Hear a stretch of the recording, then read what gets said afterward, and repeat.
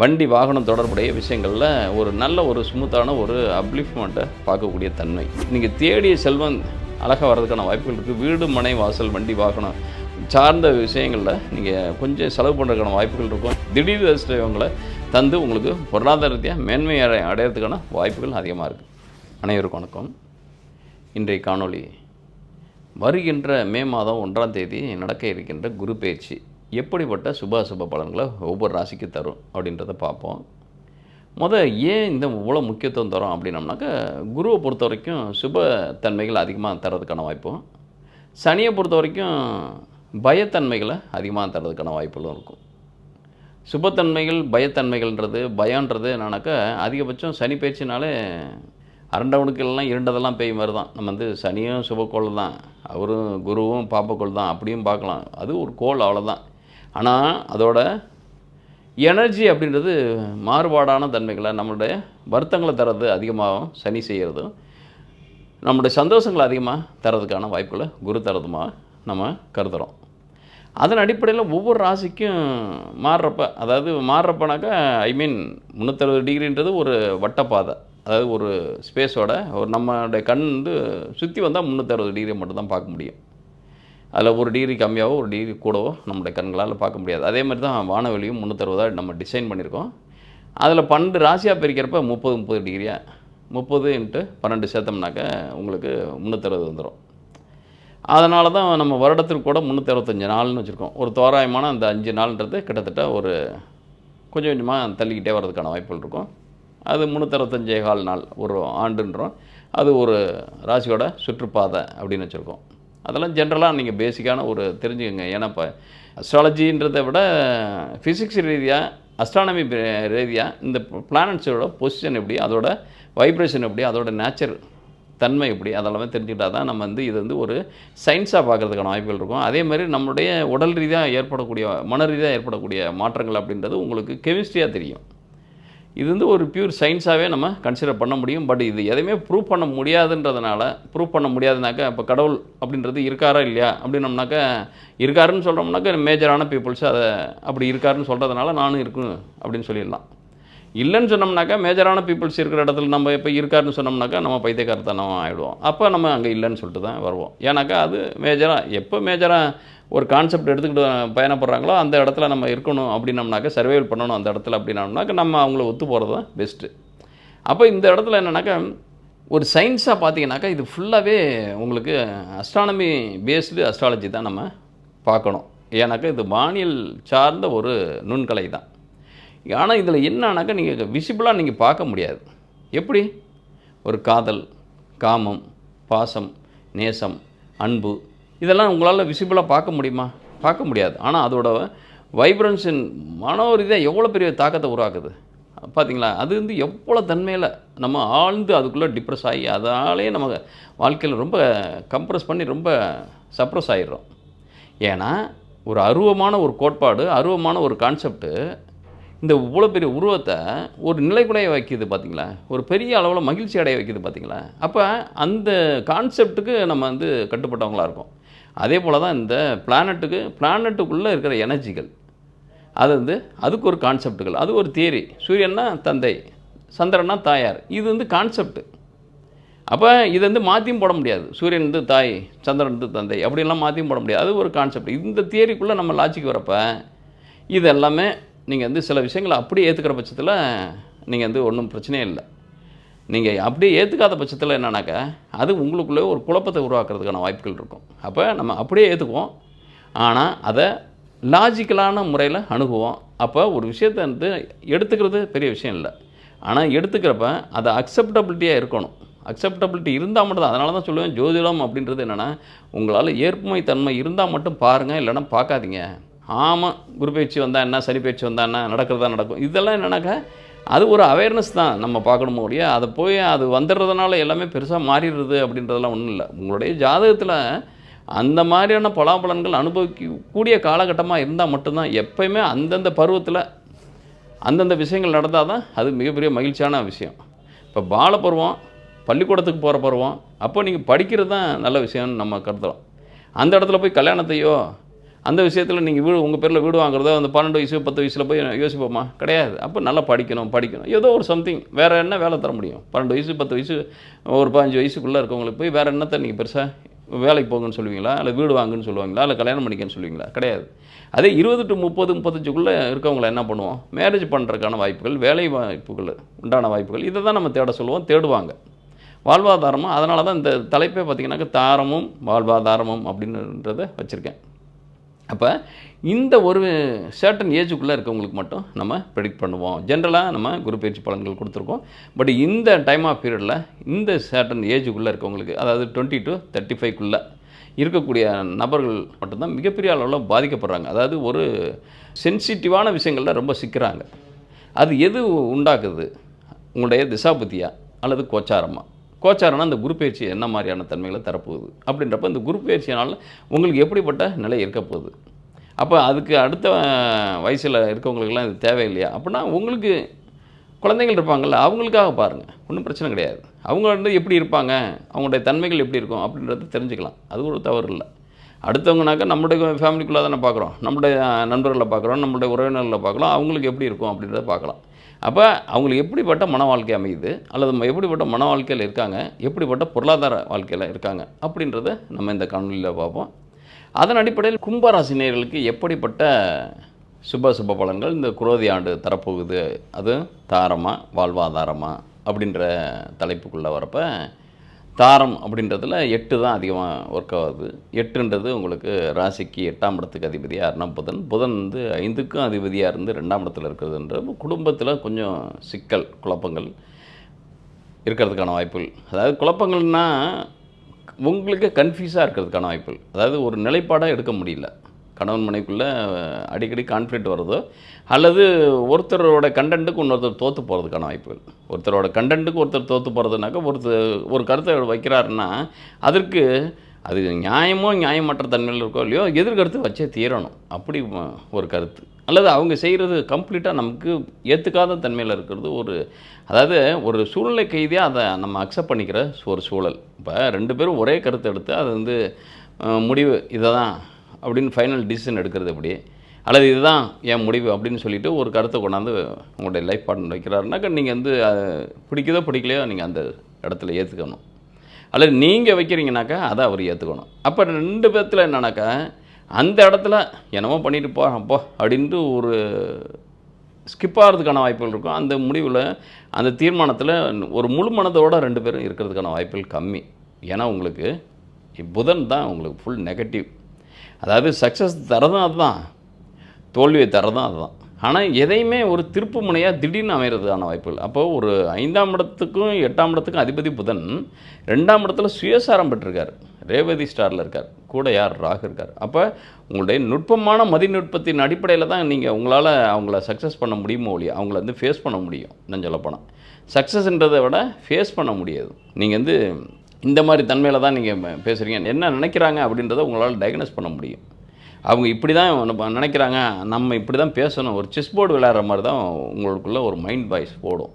அதாவது அவங்க இதை ப்ளே பண்ணுவாங்க, நம்ம இதை ப்ளே பண்ணணும், அல்லது அவங்க இதை செஞ்சாங்கனாக்கா நம்ம இதை செய்யணும், அதை சொல்லணும். இந்த மாதிரி தன்மையில் இருக்கும். எனக்கு உங்களுக்கு 2ஆம் இடத்துல இருக்கக்கூடிய புதன் ராகு செவ்வாய் 3 கூடையும் 2. ஆனால் என்ன தான் நீங்கள் பேசினாலும் அந்த உங்கள் பேச்சு எடுபடாத தன்மைக்கு செவ்வாய் தான் காரணம். அவர் தான் உங்களுக்கு ராசிக்கு 10ஆம் இடத்துக்கு அதிபதி. அப்போ 10ன்றது வேலையில் ஒரு சின்னதாக ஒரு தடை இருந்தால் கூட அது சக்ஸஸ் ஆகிறதுக்கான வாய்ப்பு, அப்போ என்ன திடீர்னு நடக்கிறதுக்கான வாய்ப்புகள் தான் இருக்குது. நீங்கள் பிளான் பண்ணிங்கனாக்கா சக்ஸஸ் ஆகாது, ஆனால் அன்எக்ஸ்பெக்டடாக அதுவே சக்ஸஸ் ஆகிடும். எனக்கு உங்களுக்கு 2ஆம் இடத்துல இருக்கிற ராகு. அப்போ ஏதாவது உங்களையும் அறியாமல் சில வார்த்தைகள் வந்துடும். இந்த உங்கள் வார்த்தைகளால் சில பெனிஃபிட்ஸ் அடைகிறதுக்கான வாய்ப்புகள் இருக்கும். அப்போ என்னன்னாக்கா துணிஞ்சு தான் இந்த இடத்துல இறங்குறீங்க, துணிஞ்சு சக்ஸஸ் ஆகுறீங்க. ஆல்ரெடி இந்த இடத்துல 3ஆம் இடத்துலேருந்து 4ஆம் இடத்துக்கு பயிற்சி ஆகிற குரு வேறு. 4ன்றது கிட்டத்தட்ட இடம் வண்டி வாகனம் தொடர்புடைய விஷயங்களில் ஒரு நல்ல ஒரு ஸ்மூத்தான ஒரு அப்லிஃப்ட்மெண்ட்டை பார்க்கக்கூடிய தன்மை. ஏன்னா உங்களுக்கு குரு யாருனாக்கா இருக்கிறதுலையே ராசி அதிபதி சனியாக இருந்தால் கூட மகரத்துக்கு வந்து குரு நெகட்டிவ். 3ம் 12 2மே 3ம் மறைவிடம் 12ம் மறைவிடம், அந்த அதிபதி தான் குரு. ஆனால் மறைவிடத்துக்கு அதிபதி மறைமுகமாக தான் ஹெல்ப் பண்ணுறாரு. ஆனால் உங்களுக்கு தன லாபாதிபதியாக கன்வெர்ட் ஆகிறாரு அதே குரு. அப்போ மகர சனிக்கும் கும்ப சனிக்கும் நிறைய வித்தியாசம் இருக்குது பார்த்தீங்களா. மகர சனிக்கு குரு நெகட்டிவான பிளேஸு கிரகம். பட் அது என்ன ஆகுதுன்னு மறைமுகமான தன்மையில் உங்களுக்கு நீங்கள் எதிர்பார்க்காத தன்மையில் உங்களுக்கு சக்ஸஸ் தரதுக்கான வாய்ப்புகள் இருக்குது. ஆனால் இந்த இடத்துல கும்பத்துக்கு பார்த்தீங்கன்னாக்கா டைரெக்டான ஹெல்ப்பு, அதாவது ஹெல்ப்புன்றது தன லாபாதிபதி. ஒரு ஜாதகத்தில் தன லாபாதிபதி மட்டும் ஸ்ட்ராங்காக இருந்தாருன்னா, யார் சிம்மத்துக்கு எப்படி புதன் தனலாபாதிபதியாக இருக்காரோ, ஒரே கோள் 2 இதுக்கும் கரெக்டாக இருக்கிறது அந்த 2 பேத்துக்கு மட்டும்தான், சிம்மத்துக்கும் கும்பத்துக்கும் மட்டும்தான்.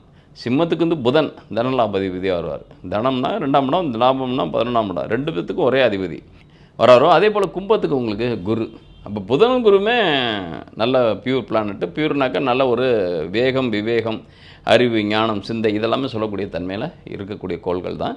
அப்போன்றப்ப இந்த இடத்துல குரு தான். குரு இப்போ 3ஆம் இடத்துல கம்யூனிகேஷன்ற இடத்துல ஸ்டக்காகி இருந்தது. இப்போ 4ஆம் இடம் சுகஸ்தானத்துக்கு வராரு. இப்போ உடல் நலம் சார்ந்த பிணிகள் எது இருந்துச்சுனாக்கா அதெல்லாம் அகற்றுறதுக்கான வாய்ப்புகள் நிறையா இருக்குது. அப்போ வேலை வழி மாற்றங்கள், 10ஆம் இடத்துக்கு அதிபதி 2ல் இருக்கார். ஏதோ ஒரு தொழில் வழி, புதிய தொழில் வழி உங்களுக்கு ஆதாயங்கள் வர்றதுக்கான வாய்ப்புகள் இருக்குது. அது எப்போ நடக்கும் அப்படின்றது குழப்பமான மனநிலை. நீங்கள் ஒரு டிசிஷன் மேக் பண்ண முடியாத தன்மையில் இருக்கீங்க. ஆனால் உங்களோட லைஃப் பார்ட்னரை விட நீங்கள் எடுக்கிற முடிவுகள் தான் ஜெயிக்கிறதுக்கான வாய்ப்புகள் நிறையாவே இருக்கும்.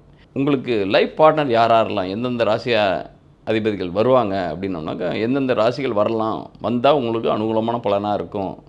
அதாவது உங்களுக்கு ஃபுல் ஃப்ரீடம்ன்றத அன்னியில் அவங்களால கொஞ்சம் ஆதாயங்கள் இருக்கும். அப்படின்றப்ப மேசராசி, மிதுன ராசி, துலா ராசி, தனுசு ராசி, இந்த 4 ராசிகள்லேருந்து வரப்போ தான் உங்களுக்கு அனுகூலமான பலனை தரதுக்கான வாய்ப்புகள் பெறுவாங்க. எப்போயுமே ராசிக்கு 11-3 இந்த மாதிரி தான் தன்மை அமையும்.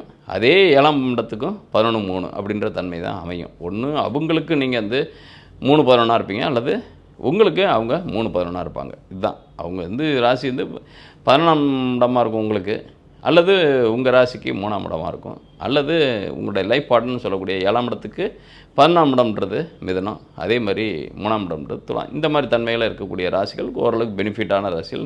அதாவது ஓரளவுக்கு அவங்க எவ்வளோ கஷ்டங்கள் வந்தால் கூட இணைப்பிரியாத தன்மையில் ஒரு சலிச்சுட்டு சமாளிச்சுட்டு போயிடுவாங்க. உங்களுக்கு டெட் அகென்ஸ்ட் அப்படின்னு இருக்கக்கூடியது ஒரே ஒரு ராசி, அதுவும் உங்களுடைய கடகராசி மட்டும்தான்.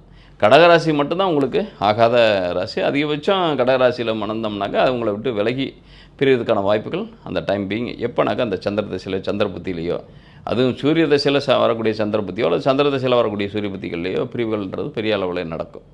அதனால் அந்த தசாபுத்திகள் உங்களுடைய இந்த இளமை காலத்துலேயோ அந்த கன்சிடர் பண்ணக்கூடிய இந்த ஒரு 30 to 40, 45க்குள்ளே வராமல் இருக்கிற மாதிரி வரன்கள் அமைக்கிறதுன்றது நல்லது.